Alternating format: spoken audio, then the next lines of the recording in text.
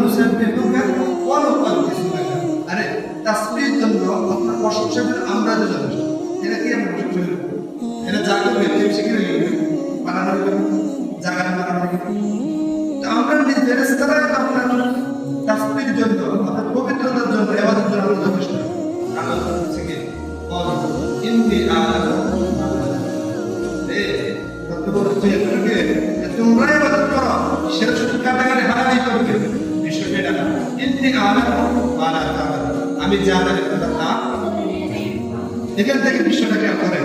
আল্লাহ তাআলা ফেরেশতাদেরকে জিজ্ঞাসা করছেন, ওয়াইদ ক্বালা রাব্বুকা লিল মালাইকাতি ইন্নী জা'আলুন ফিল আরদি খলিফা। স্মরণ করো সময় কথা যখন আপনার রব ফেরেশতাদেরকে বলছেন, ইন্নী জা'আলুন ফিল আরদি খলিফা, আমি এই জমিনে প্রতিনিধি বানাবো, আর ইনসান বানাবো। और ফেরেশতাদেরকে আতাজালু ফিহা মান ইউফসিদু ফিহা ওয়া ইয়াসফিকু দিমা, আর আপনি কি এমন জাতি তৈরি করবে যারা কাটাকাটি হানাহানি খুনাখুনি রক্তারক্তি করবে? আরে ফেরেশতারা বলতেছে আমরা এটা আপনার তাসবিহ আপনার তাহমিদ প্রশংসার জন্য আপনার গুণাবলী বর্ণনা করে আমরা যথেষ্ট। তারা বলে ইন্নী আ'লামু মা লা তা'লামুন, আরে আমি জানি না এরপরে ফেরেশতাদেরকে পরীক্ষা করছে। উদ্দেশ্য ছিল আমাদের জন্য সৃষ্টি করে ফেরেশতারা এই যে আসতেছে দেখেন ফেরেশতারা বাধা দিয়েছিল আমাদের সৃষ্টির রাখা হলো না। ফেরেশতারা বিচারে একটা ফেরেশতাদের মধ্যে আছে, ফেরেশতাদের কথা বলে এরা আল্লাহ তাআলার তাসবিহ, আল্লাহ তাআলার তাহলিল, আল্লাহ তাআলার প্রশংসা, আল্লাহ তাআলার ইবাদত করার জন্য তারা যথেষ্ট ছিল যতক্ষণ করে আল্লাহ তাআলা তো দিয়ে দিয়েছে। বাবা আপনারা তুমি যেটা মালিক সাইড করে এই উদ্দেশ্যটা আমরা হারাই ফেলেছি। মানে আমাদের উদ্দেশ্য যেটা ছিল আমাদের দুনিয়াতে আসা আল্লাহ তাআলা পাঠানো যে উদ্দেশ্য এটা কি আল্লাহ তাআলা বলেছে আল্লাযী জাআলা লাকুমুল আরদা ফিরশা ওয়াস সামাআ বিনাআ ওয়া সাওয়ারাকুম ফাহসানা সুওয়ারাকুম। এবার আল্লাহ তাআলা আয়াতে বলেন আল্লাযী খালাকা লাকুম মা ফিল আরদি জামিআ, আমি আল্লাহ তোমাদেরকে সৃষ্টি করেছি কেবল ইবাদতের জন্য, আর দুনিয়াতে যা কিছু আছে সবগুলোকে সৃষ্টি করেছি তোমাদের জন্য। ওয়াল্লাযী খালাকা লাকুম, যে আমি তোমাদের জন্য সৃষ্টি করলাম মা ফিল আরদি জামিআ, জমিতে যা কিছু আছে তার যত নিয়ামত আছে, যত ফল ফলাদি, যত শাক-সবজি, মাছ, এই জাতীয় যত আইটেম সব কিছু আল্লাহ তাআলা সৃষ্টি করেছেন আমাদের জন্য, আর আমাদেরকে সৃষ্টি করেছেন শুধুমাত্র তার ইবাদত। মানে আল্লাহ তাআলা বলতেছেন ওয়াল্লাযী খালাকা লাকুম মা ফিল আরদি জামিআ, দুনিয়াতে যা কিছু আছে সবগুলোকে সৃষ্টি করেছে তোমাদের জন্য, আর তোমাদেরকে সৃষ্টি করেছে ইল্লা লিয়াবুদুন, একমাত্র ইবাদত। আর আমাদের বিষয়টা দেখেন, আমরা দুনিয়া থেকে সবগুলো আমাদের জন্য আল্লাহ তৈরি করেছেন। আমরা মধ্যে শুধু ছিল কেমন, আর আমরা করলাম কেমন বিষয়টা দেখেন। দুই আয়াত থেকে না আল্লাহ তাআলা বলতেছে তোমাদেরকে সৃষ্টি করেছে আমার জন্য, আর দুনিয়াকে সৃষ্টি করেছে তোমাদের জন্য। আমরা দুনিয়াটাকে নিতেছি আর আমাদের যে উদ্দেশ্য এই হলো আমাদের অবস্থা। এই কারণে আমাদের উদ্দেশ্যটা কেমন ঠিক রাখে, যে আমাদের সৃষ্টিটা কেমন। আমাদের সর্বোচ্চ 60 বছর, সর্বোচ্চ 60 না। এবার আল্লাহ তাআলা সূরা মুমিনুন বলতেছে আল্লাহ হাসিবে নামা খালাকনাকুম আবাসা, তোমরা কি এটা মনে করো যে আমি তোমাদেরকে পরোক্ষ সৃষ্টি করব? কেমন আল্লাহ তাআলা বলতেছে আল্লাহ হাসিবে, তোমরা কি ধারণা করো যে আন্নামা খালাকনাকুম, যে আমি তোমাদেরকে সৃষ্টি করলাম আবাসা, পরোক্ষ নিরর্থক।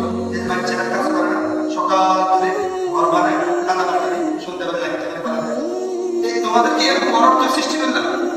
আন্নাকুম ইলাইনা তুরজাউন, পরোক্ষ যদি হয় যেভাবে হবে তোমরা আমার কাছে আন্নাকুম ইলাইনা তুরজাউন।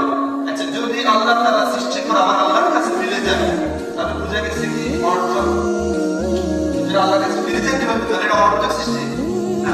সূরা ইয়াসিন আছে ওয়া লিয়া আবদুল্লাযী ফাতারানি ওয়া ইলাইহি তুরজাউন, আমার কি বলো যে আমি আল্লাহর ইবাদত করতেছি না, যেটা আমাকে সৃষ্টি করলেন, ওয়া ইলাইহি তুরজাউন, তোমরা প্রত্যেকেই তার কাছে ফিরে যাবে, প্রত্যেকেই ফিরে যাবে, আপনারা ফিরে যেতে পারবেন।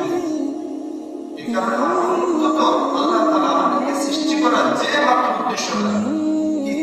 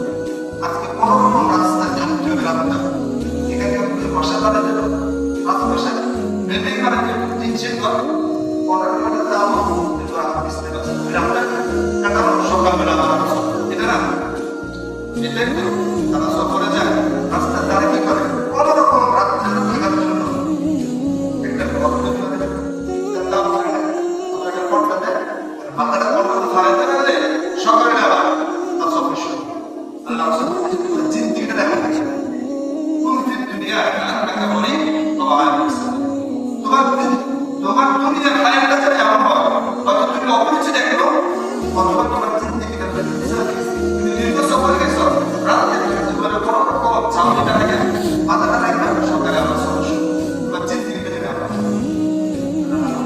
রাস্তা বাজার চলার চেষ্টা এটা ভালো, এটা আমি দিনে দিনে বলবো। এটার উদ্দেশ্যটা যদি আপনি দুনিয়া করিয়া না চলতে তো হবে। এতটুকুর ভিতরে আল্লাহ তাআলা হক যতটুকু আল্লাহ তাআলা আমার কাছে যতটুকু চাচ্ছে, ফজর, যোহর, আসর, মাগরিব, এশা, পাঁচ ওয়াক্ত নামাজ জামাতের সাথে আদায় করা, রমাদান মাসে রোজা রাখা, আমি যদি সোহেবের হাসান বলা হয় সম্পদশালী হয়, এক বছর অতিবাহিত হওয়ার পরে যত টাকা যাকাত হিসাবে দেওয়া, আমার কাছে যদি সম্পদ থাকে, আমি সুস্থ শরীরে থাকি, তাহলে আমি হজ করা, এগুলো আল্লাহ তাআলা আমার থেকে চায়, এগুলো আদায় করবেন আমার জন্য। আমরা এই বুঝতে পারবো সহজ হয়। আল্লাহ তাআলা আমাদেরকে জন্য আল্লাহ তাআলা সৃষ্টির যে উদ্দেশ্য, আমাদেরকে সৃষ্টি করার যে উদ্দেশ্যটা ওইটাকে ঠিক রেখে আমরা দুনিয়া করতে পারি। কথাটা বুঝে কি বলছি? আল্লাহর সৃষ্টি করার যে উদ্দেশ্য মানে ইবাদত করা, ওইটা ঠিক রেখে আমরা দুনিয়া এমন যেন না হয় আমি দুনিয়া ঠিক রেখে যাই আল্লাহ তাআলার উদ্দেশ্য এমন যেন হবে। আল্লাহ তাআলার উদ্দেশ্যটাকে ঠিক রেখে দুনিয়া কামাই করা, দুনিয়া কামাই করতে গিয়ে আল্লাহ তাআলার উদ্দেশ্যটা কি বলছে? আল্লাহ তাআলার উদ্দেশ্য ঠিক রেখে দুনিয়া কামাই করা, দুনিয়া করতে গিয়ে আল্লাহ তাআলা উঠাইছে যে ছায়াটা বলতে কেমন আপনি যদি হাঁটতে থাকেন ছায়াটা আপনার পিছনে গ্রামে ছায়া, আপনি যদি হাজার 10টা ছায়া দিতে হবে ছায়াটা আপনার আগে আপনি যদি এদিকে হাঁটেন জান্নাতের দিকে হাঁটেন আখিরাতের দিকে যাবেন দুনিয়া আসবে, দুনিয়ার দিকে যাবেন আখিরাত হারাবে কেমন একটা কাছে যাবেন। আল্লাহ তাআলা সূরা আহজাব বলেছেন মা জাআলাল্লাহু লিরাজুলিন মিন কলবাইনি ফি জাওফিহি, আমি কোন মানুষের যে বুকে সিনায় দুইটা দিল দিয়ে ভরে দিই, দুই দিল দিয়ে যা রাসূল সাল্লাল্লাহু আলাইহি ওয়াসাল্লাম রাসূলের দোয়া ছিল দেখা কিন্তু হাদিসের কুবরা রাদিয়াল্লাহু তাআলা মারা যাওয়ার পরে না তাকে বিবাহ করছে। রাসূল সাল্লাল্লাহু আলাইহি ওয়াসাল্লাম একাধিক স্ত্রী ছিল একসাথে, কিন্তু রাসূল সাল্লাল্লাহু আলাইহি ওয়াসাল্লাম ইনসাফ করতেন বর্ণনা করার ক্ষেত্রে, তাদের বর্ণ পোষণ দেওয়ার ক্ষেত্রে, কিন্তু মহব্বতের ব্যাপারে মানে ঠিক রাখতে পারেন। রাসূল নিজে আল্লাহ তাআলা বলেছেন আমি যা পাপ করেছি জায়গা সম্পদ যা